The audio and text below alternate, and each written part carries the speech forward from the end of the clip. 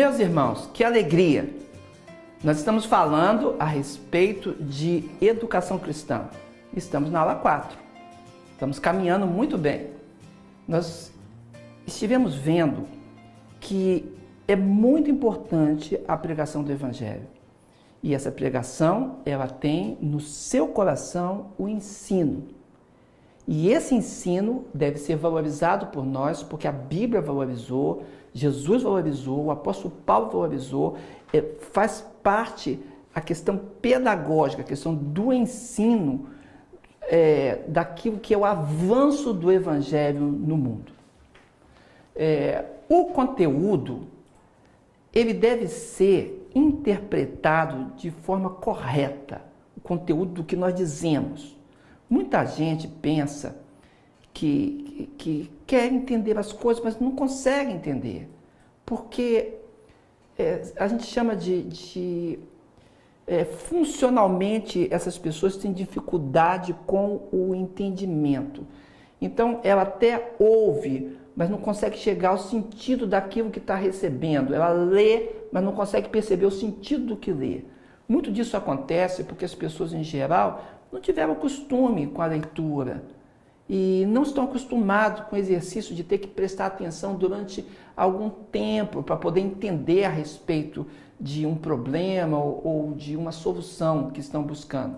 As pessoas até cansam de buscar a solução. Então, nós podemos ajudar as pessoas trazendo para elas informações por outros meios, além dos livros, como, por exemplo, a TV, internet, por meio de gravuras, de objetos, que as pessoas possam interpretar de situações, de contos, de histórias, entendidos pelas pessoas, serão o alvo da nossa conversa. Quem ensina a palavra de Deus deve ficar atento ao fato de que existe na educação uma série de tarefas que precisam ser completas no entendimento e na descrição daquilo que você está estudando. Nós vamos ensinar a palavra de Deus, a Bíblia Sagrada, então vamos ensinar os valores da palavra de Deus e os princípios mais preciosos. Então a gente tem que interpretar e entender a palavra para poder explicar. A educação traz luz para que as pessoas possam ver ao seu redor com mais propriedade. E a educação cristã traz a luz do céu, porque ela reflete a luz de Jesus, para que as trevas do mal sejam dissipadas e a palavra seja iluminada para as pessoas. Então, é muito importante tratar os valores da palavra e lidar com o caráter da palavra. Isso é o que nós chamamos de formar. Formar é uma coisa muito difícil. Ela é mais difícil do que informar.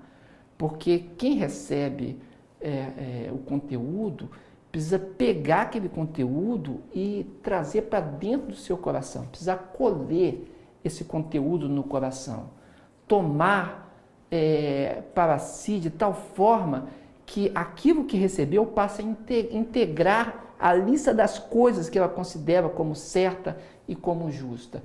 Então existe uma diferença grande entre expor um conteúdo e formar o caráter. A dificuldade na formação do aluno é porque há muitas coisas que concorrem com a atenção da pessoa. Muitas ideias concorrentes e até completamente contrárias ao Evangelho. Também os vícios da incredulidade, da inoperância, da desatenção, ainda o fato que muitos não dão prioridade às coisas de Deus. Tudo isso é empecilho para a formação do caráter. E o caráter é o objetivo da educação cristã. O fato de que alguém seja bem instruído não significa que esteja bem formado, porque depende do interesse da pessoa. Eu costumo dizer que informação, mais interesse pessoal, mais apropriação daquilo no coração é que é igual à formação. Também poderíamos notar que a educação cristã é um processo. A Bíblia é muito clara em nos dizer que devemos iniciar e continuarmos o que iniciamos na carreira cristã. Nosso desejo é chegar até onde Deus quer nos levar, fazer o que Ele quer que façamos. A vida cristã, irmãos, ela é contínua. Lembra do profeta Oséias? Ele nos diz dessa continuidade. Lá no capítulo 6, verso 3, Oséias 6, 3, ele diz bem assim: então, conheçamos e prossigamos em conhecer o Senhor. A sua saída, como a alva, é certa, e ele a nós virá como a chuva seródia que rega a terra. Se o objetivo de Deus, irmãos, fosse apenas nos levar para o céu, depois da nossa conversão, ele teria que fazer o quê? Tinha apenas que nos matar. Se Deus quer nos levar para o céu, só tem que nos matar. Na verdade, Ele quer muito mais do que nos levar para o céu. Ele quer nos treinar para sermos vencedores. O apóstolo Paulo nos diz: quem nos separará do amor de Cristo? Observa que ele está nos conduzindo à vitória no enfrentar das coisas. Ele fala: é a tribulação? É a angústia que nos separa? A perseguição? Ou a fome? Ou a nudez? Ou o perigo? Ou a espada? O apóstolo diz, como está escrito: por amor de ti somos entregues à morte todo dia, somos reputados como ovelhas para o matadouro, mas em todas essas coisas somos mais do que vencedores por aquele que nos amou. Está em Romanos 8, 35, 36 e 37. Deus tem objetivo no nosso crescimento. Ele tem investido em nossa educação para crescermos, até chegarmos à estatura de homem perfeito, até a perfeita identificação com Cristo, Efésios 4:13. Dessa forma, irmãos, na educação cristã, não devemos pensar que basta falar sobre algum tema uma vez ou outra, ou repetir uma outra vez. É preciso muito mais. A educação, ela pressupõe um processo, um avançar. E Cristo desafia você, irmão e irmã, a se apresentar para ministrar continuamente as coisas que pertencem a Ele. Olha, Deus esteja nos abençoando nesse propósito, no propósito de ensinarmos as coisas dEle. Mas tudo isso que nós estamos fazendo, estamos falando, isso não começou agora, isso vem de uma herança educacional. E de quem nós herdamos a educação que está presente em nossas igrejas hoje? Da onde veio? Primeiramente, é preciso destacar que Jesus mesmo nos deu a ordem do ministério de ensino na igreja. Foi Ele que disse em Mateus 28, 18 a 20. E chegando Jesus, falou-lhes dizendo: é-me dado todo o poder no céu e na terra. Portanto, ide, fazei o quê? Discípulo de todas as nações, batizando-os em nome do Pai, do Filho e do Espírito Santo e ensinando-os a guardar todas as coisas que eu vos tenho mandado. E ele confirma: e eis que estou convosco todos os dias até a consumação dos séculos. Amém. Jesus Cristo é aquele que fala que nós devemos ensinar o que ele mandou nós guardarmos. Então, estamos de uma forma ou de outra, envolvidos diretamente com o ensino. Mas, antes de Jesus apresentar lá na Palestina a respeito do ensino, o Senhor Deus já havia incutido no seu povo, no povo escolhido, a necessidade do ensino desde o Antigo Testamento. Quero falar um pouco sobre isso. A família é o primeiro lugar do ensino, de acordo com a Bíblia. Quero ler para vocês um texto da Bíblia. Se pensarmos nas primeiras cláusulas que a Bíblia fala, ela fala bem assim: quando, no futuro, o teu filho perguntar dizendo: o que é isto? Diriás: o Senhor nos tirou com mão forte do Egito, da casa da servidão. Lembra? É Êxodo 13, 14. E Deus diz como Ele queria que esse ensino familiar acontecesse. Deuteronômio 6, de 6 a 9. E essas palavras que hoje te ordeno estarão no teu coração. E as ensinarás aos teus filhos, e delas falarás assentado em tua casa, e andando pelo caminho, e deitando-te, e levantando-te, também as atarás por sinal na tua mão, e serão por frontais entre os teus olhos, as escreverás nos umbrais da tua casa, nas tuas portas.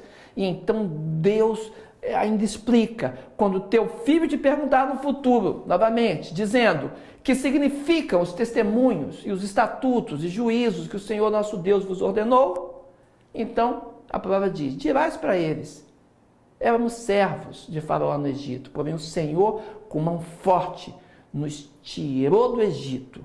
Deuteronômio 6, 20 e 21. Observe então que a família é o primeiro lugar, é a primeira forma que Deus colocou para que o ensino acontecesse entre pai, filho, entre membros da família. Isso acontece ali. Mas o segundo lugar do ensino é a liderança espiritual. A liderança espiritual, irmãos, são os profetas. Eles surgiram como grandes educadores. Os profetas, eles falavam em nome de Deus ao povo.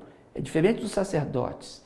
Os profetas, eles iam aonde o povo estivesse para levar a eles a mensagem de Deus. E como eles procediam? Os profetas percebiam os problemas que as pessoas estavam passando, porque eles eram homens de oração, gente que prezava a comunhão com Deus e passavam a discernir as situações ao seu redor. Então, eles denunciavam os erros, corrigiam os problemas, mostravam com clareza o que a palavra de Deus tinha a dizer a respeito de tudo, e eles falavam ao povo, pregavam, insistiam com eles para que eles retornassem para Deus.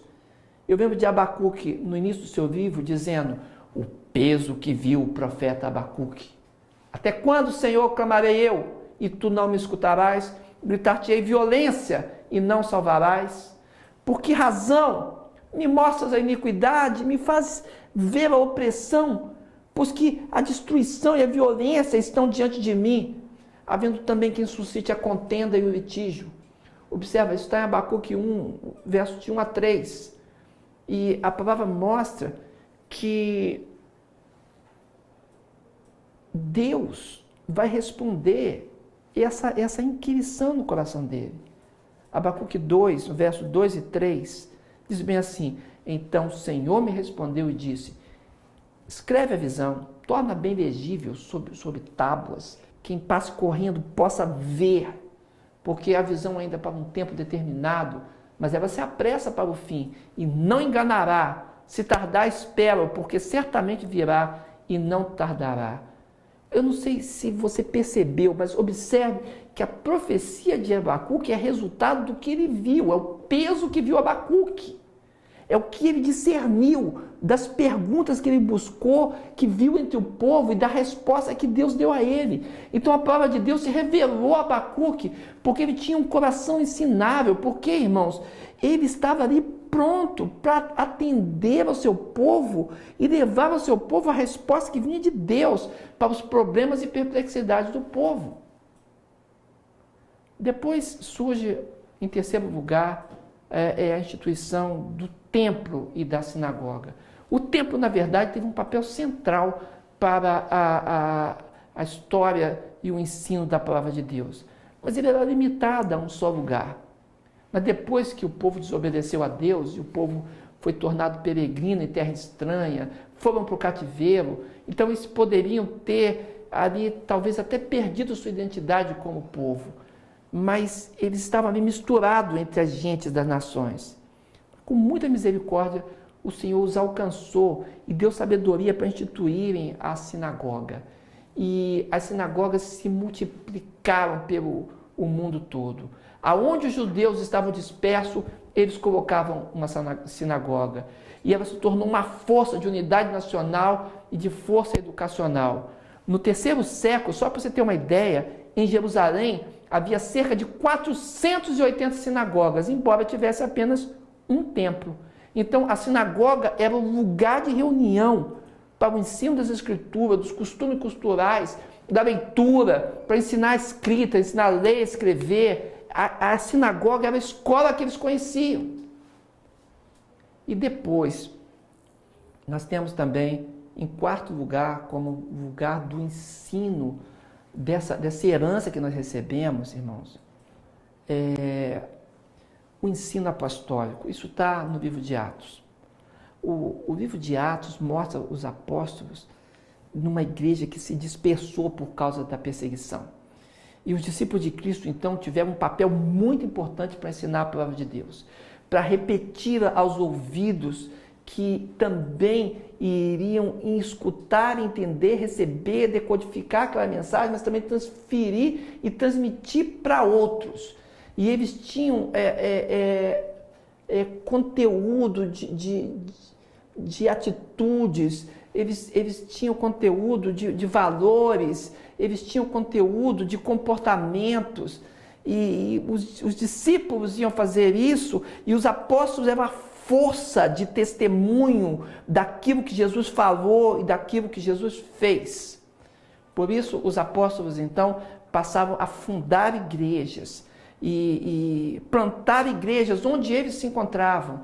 E plantando igrejas, eles também depois visitavam essas igrejas. E com essas visitas, eles puderam trazer aos campos missionários, irmãos, aquela força da unidade do ensino.